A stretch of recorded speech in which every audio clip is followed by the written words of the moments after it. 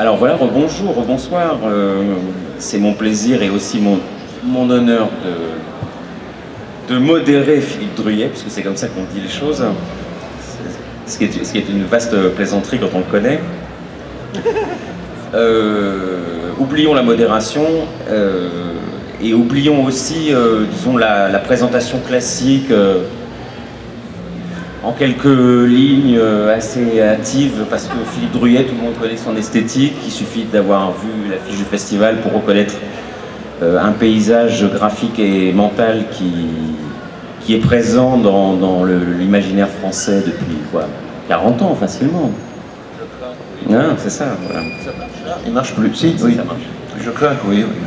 Et donc, moi, puisqu'on est dans un festival dont l'origine et l'intérêt premier, c'est la science-fiction, et qu'on parle souvent de ce qui est à côté, moi, j'avais envie, pour profiter pleinement de la présence de Philippe, de voir avec lui, de revenir avec lui sur les grandes étapes de sa vie telles qu'on peut les repérer dans une biographie même élémentaire, en essayant de les retracer sous l'angle du rapport à la science-fiction qui a finalement été quand même, et c'est assez rare, une constante dans ton histoire culturelle. Alors, la première étape, c'est évidemment l'enfance. D'après ce que je crois savoir, finalement, tu t'es réinstallé à Paris après un détour par la province au début des années 50, quand tu étais enfant? Non, je suis héritier, c'est en train de venir sur la presse actuelle, d'une famille qui, sur le plan politique, était légèrement pétainiste. Et mon père a fait Sigmaringen avec Céline. Et je suis né en 1944 à Toulouse. J'ai passé 6 mois à Sigmaringen et après, mon père s'est réfugié en Espagne. Et je me suis retrouvé, mon père est mort quand j'avais 7 ans à Figueras. Et j'étais très ému parce que j'ai eu mes premières émotions graphiques à l'époque. Et Figueras, comme Cadaqués, c'était la ville de Salvador Dali. Et Salvador Dali, à une époque, était un mec qu'on peut considérer comme un peu escroc, mais aussi un immense peintre. Et j'ai baigné dans cette ambiance qui m'a porté quelque part. Et j'étais tout môme en Espagne, et je dessinais dans des cahiers d'écolier. Et on me disait, peut-être tu seras plus tard comme Salvador Dali. Mais on reviendra là-dessus, mais tu as souvent cité et parlé des surréalistes. Donc oui, je n'aime pas les surréalistes, mais Dali est à part. Ceci étant, on va parler tous ensemble, mais surtout si vous avez des questions à poser, parce que le côté conférencier, c'est un peu casse-couille, il faut bien l'avouer. Et surtout, ce qui est bien, c'est que si vous avez... Modère-toi. Non, mais si vous avez des choses à dire, qu'on communie un petit peu. Parce que le côté, les deux crétins pendant une plombe qui racontent leur vie, ça peut être franchement chiant. Même si, bon, vas-y. Moi, je raconte pas ma vie, je raconte la tienne. Oui, bah, justement, c'est encore pire. On raconte la tienne. Donc, voilà. Non, ce qui est intéressant, donc allons-y, c'est comme en psychanalyse. Je suis môme, j'ai 5 ou 6 ans, et mes parents m'amènent au cinéma à l'époque. Et j'ai 2 chocs cinématographiques. Un, c'était le Tombeau hindou de Fritz Lang, mais la version noir et blanc. Et 2, je vois le film avec le film sur, comment dire, attends, ça commence bien, les trous de mémoire, c'est formidable, Shakespeare, comment dire, être ou ne pas être. Fritz Lang, c'est déjà bien comme Non, mais donc notre ami, on a l'air pas con, c'est Hamlet, merci, avec Laurence Olivier comme acteur principal. Et c'est un film en noir et blanc et qui me perturbe. J'ai 6-7 ans d'une manière absolument étonnante. Et j'ai retrouvé cette émotion ensuite quand j'avais 15 ou 16 ans à la Cinémathèque française, où j'ai été nourri par l'expressionnisme allemand, les films muets, Pabst, Murnau, Fritz Lang et tout ça, qui m'ont amené à Vuse, la première bande dessinée sans texte d'ailleurs, pour le premier épisode.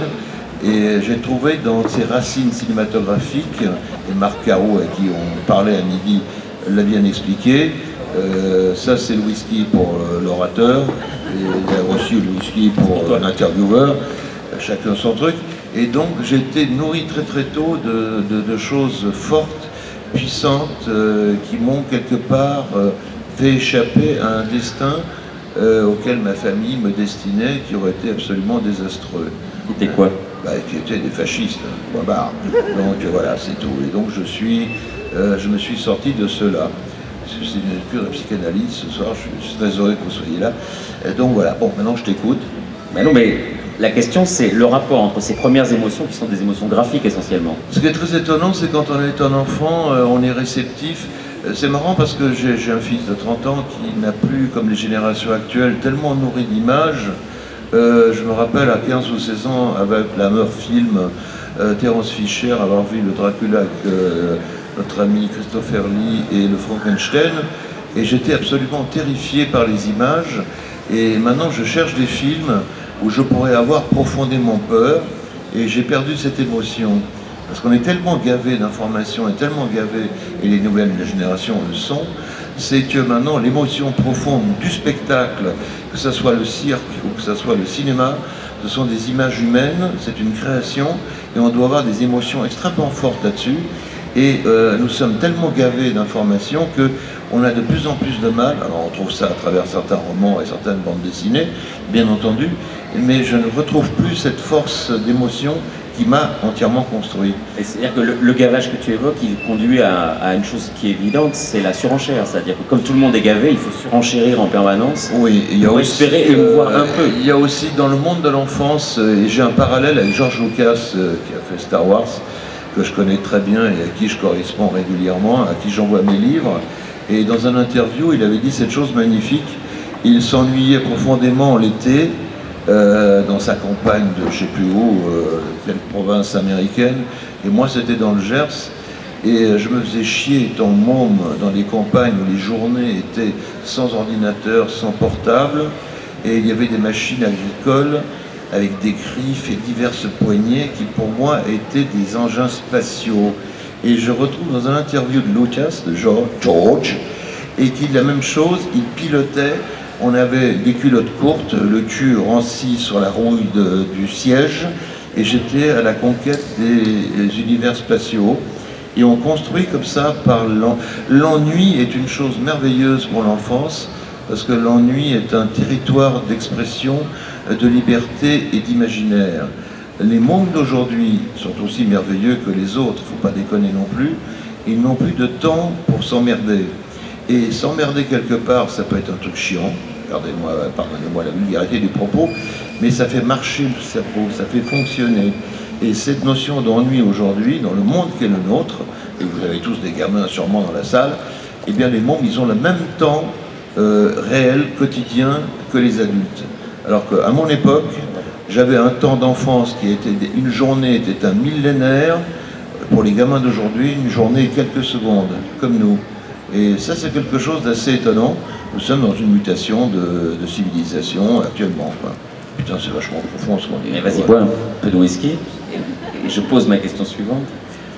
Si je vous emmerde, vous pouvez vous barrer, hein, c'est pas un problème. Premières émotions graphiques. Mais, dans les interviews, tu racontes ta formation. Tu dis aussi que tu as quand même des émotions textuelles, c'est-à-dire que tu fais une rencontre avec la littérature de science-fiction dans les années 50, c'est-à-dire en étant encore enfant. Oui, donc j'ai des chocs absolument insensés parce que je crois à une chose profonde, que dans l'espèce humaine, enfin dans la vie humaine, il n'y a pas de hasard. On est amené d'une manière à avoir un maître à un moment donné. Et j'ai eu un maître qui s'appelait Jean Boulet à une époque, quelqu'un qui vous conduit et qui vous initie quelque part dans un chemin. Et si je rencontre Stéphane Vull à une époque au Fleuve Noir, avec 7 romans absolument fabuleux, à l'âge de 14-15 ans, ce n'est pas un accident.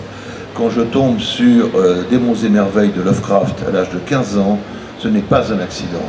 La rencontre avec Lovecraft, pour moi, a été formatrice totale de mon travail. Ceci étant, je n'aime pas le personnage, qui est un personnage antisémite, complètement fou, complètement dingo. Mais bon, mais ce qui m'a amené sur le plan graphique est étonnant. Ensuite, il y a la rencontre avec Edgar Poe, et ensuite, il y a la découverte de la science-fiction, les Bradbury, tout ça, les Van Vogt et tout. Et donc, il y a une forme de recherche, avec à chaque fois, on te pose, on te met sur la table comme un jeu d'échecs, un pion extrêmement important. Et il y a aussi le fait que, étant fils de pauvre, dont fils de concierge, désolé de faire pleurer Margot, mes humanités, je les ai fait seul. Donc, je suis un artiste métissé. J'ai grandi grâce à l'art égyptien, à l'art africain, à l'art toltèque, guatémaltèque et maya.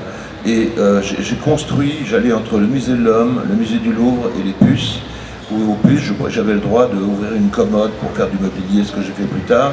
C'est apprendre l'art. Et une absolue quête de connaissance, étant dans une famille dont j'ai parlé tout à l'heure, où il n'y avait pas de livres, il n'y avait rien. Et la littérature, pour moi, j'ai avalé la culture, j'ai fait mes humanités à travers tout ce qui était possible dans le monde moderne, qui englobait effectivement la bande dessinée, le cinéma, le théâtre, l'opéra, la musique, les musées et tout ça.